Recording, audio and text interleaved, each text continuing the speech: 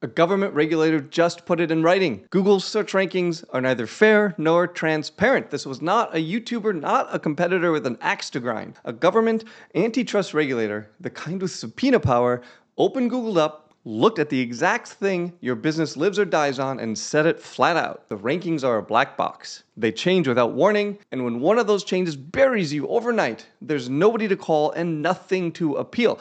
And that's not even the part that should worry you. They're not the first to say it. Regulators in Europe said it. A federal judge in Washington said it. 3 different governments, 3 different sets of lawyers, all prying open the same box and walking away with the same verdict. That tells you something the agency charging you $3,000 a month will never admit to your face. So I'm going to walk you through what they actually found. And then the part that none of the headlines are touching. Because what all of this means for your rankings is the exact opposite of what it sounds like. I want to start with the UK. It's the most recent, and it's honestly the most blunt. June of 2026, Britain's competition regulator, the CMA, stopped asking Google nicely and started issuing orders. 2 of them.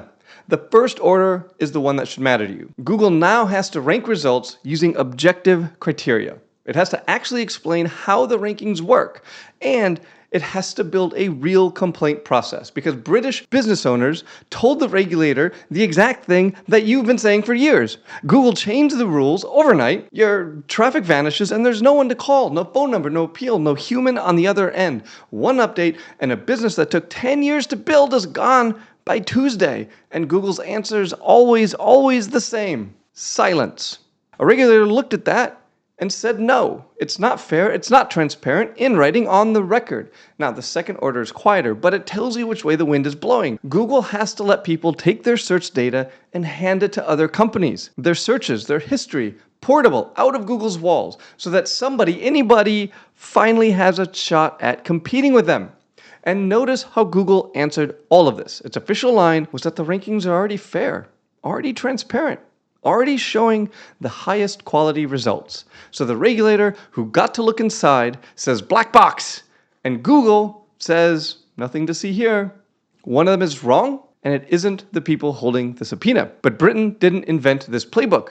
They copied it. The original, the version that put the very first crack in the box, has been quietly reshaping Google for years. That original is the European Union, and the law is the Digital Markets Act. Google fears this one more than the British order, and the reason is structural. In most places, a regulator has to catch you breaking a rule before they can do anything about it. The DMA flipped that completely. Google doesn't get to act first and explain later. Under the DMA, Google has to prove it's playing fair before the fact, or it gets fined. The burden moves off the regulator and lands on Google. It's a different universe. And this isn't a threat on paper. You probably heard Europe already pulled the trigger. A 500 million euro fine on Apple, 200 million on Meta for breaking these exact kinds of rules. Europe is the one place on earth that has actually forced Google to change its product. Choice screens, the ability to choose a different browser, a different search engine, a different payment app. Right out of the box. Things Google told you were impossible until Brussels made them mandatory. And when Europe writes a rule like this, it doesn't often stay in Europe. There's a name for this. People call it the Brussels effect. Europe passes a law, and then, country by country, the rest of the world copies it. We've all lived through this once. Remember when every website on earth suddenly started begging you to accept cookies? That was a European privacy law called GDPR. It started in Brussels, and inside a few years, it had rewritten how every business on the planet handles data.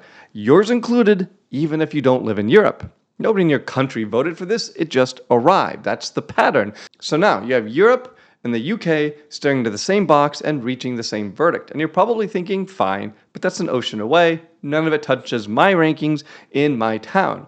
Except the third government to pry this thing open wasn't across the ocean. It was in Washington. And what a federal judge ordered Google to do hits a lot closer to home.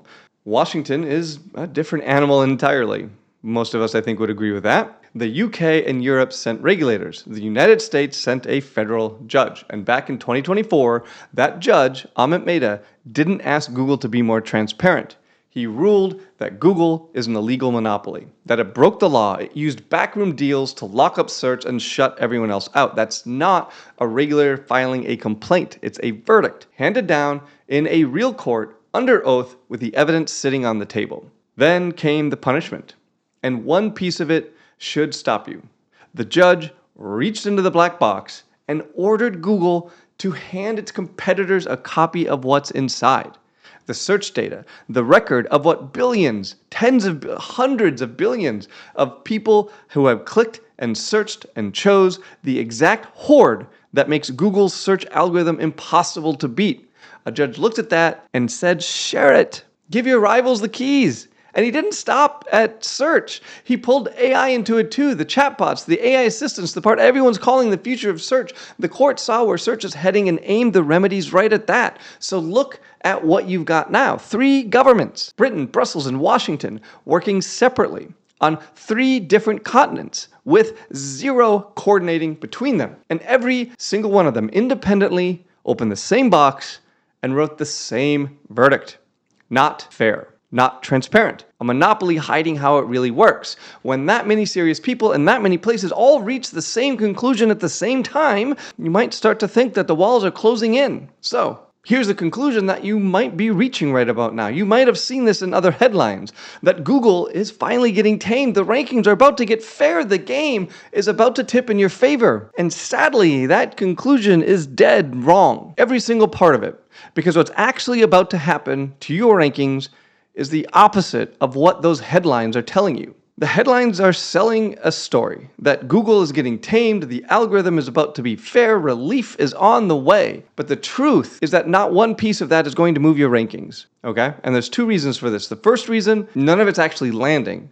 We can rewind to Washington. Remember that big swing, the plan to force Google to sell Chrome and break the company apart? Yeah, the judge said no. He kept the punishment to behavior, not structure, and Google walked out with everything it walked in with. And both sides are appealing. That fight won't reach a courtroom again until later 2026, possibly even 2027 or beyond. So nothing's final, nothing's actually changed, and the rest of the world isn't following Europe's lead this time. The newest reporting tells a very different story than the headlines.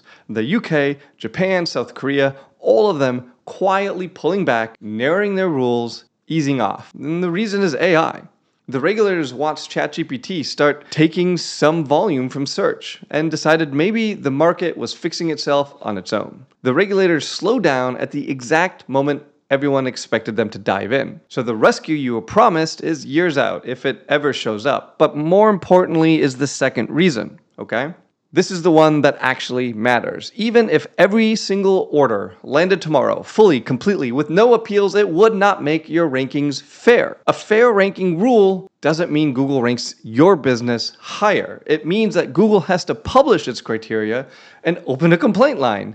Transparency doesn't hand you the top spot. It just lets you read the rules, find out what Google is looking for. The map pack still has 3 slots. Your competitor across town is still sitting on one of them, and a transparent algorithm is still an algorithm you have to beat. And that's the part the headlines will never tell you. They're dressing this up as the moment everything changes. The real outcome for your business is the most boring thing imaginable. Nothing changes. Not one thing. Which leaves the regulators can't make your rankings fair. They can't. So something else decides whether you win or lose in your own town. And it's the same something that's decided it long before any regulators showed up. It's the one lever you actually control. And it's exactly what I'm about to put in your hands. Now, you already know this, even if nobody's put it to you this plainly. If rankings were easy, everyone would rank. If ranking was fair, everyone would rank. And everyone can't rank. It's not an opinion, that's arithmetic. Look at the map pack. There are 3 slots. There are 3, not 30, not your whole industry. 3 businesses get to sit on top. And every other business in your city is invisible, left fighting for the scraps. And AI makes it tighter. When somebody asks ChatGPT or Gemini for the best plumber in town, it doesn't always give you 3 names. Sometimes it gives you 1, sometimes it gives you 2. The funnel doesn't get wider with AI, it gets narrower. So let this reset how you read every headline from here on out. Local search is a zero-sum game. There's a fixed number of winners. If you move up, somebody else has to move down. There's no version of this, no regulation, no transparency rule, no fair ranking order out of London that magically creates a 4th slot in the 3-slot pack. The scarcity is the entire point. And the scarcity can't go away. which is exactly why fair was always a fantasy. Fairness and scarcity cannot share a sentence. If only 3 can win, the game was never going to be fair. It was only ever going to be won by somebody. The only question is whether that somebody is going to be you. Okay, and now the part that I've been holding back this whole video. If the regulators can't put you in one of those 3 slots, and they definitely can't, and a more transparent algorithm can't put you there either, then there's exactly one thing left that can. You have to be better than the businesses sitting in those slots right now. That's it. That's the whole game. Not fair, it's not easy, but it's better. The fundamentals, your Google business profile, your categories, your citations, your relevance need to be sharper than the competitor across town. And the kicker is this, that new, scary, AI-powered search everyone's panicking about runs on those exact same fundamentals. Same signals, same Google business profile. Optimizing for AI search isn't some separate discipline you have to go learn from scratch. It's like 96% identical to doing local SEO. The AI is based on very similar technology to Google's own algorithm. So it's reading your website and deciding whether or not to trust you in a very similar way. So the headlines told you the ground was going to shift under your feet. The truth is the opposite. The ground isn't moving.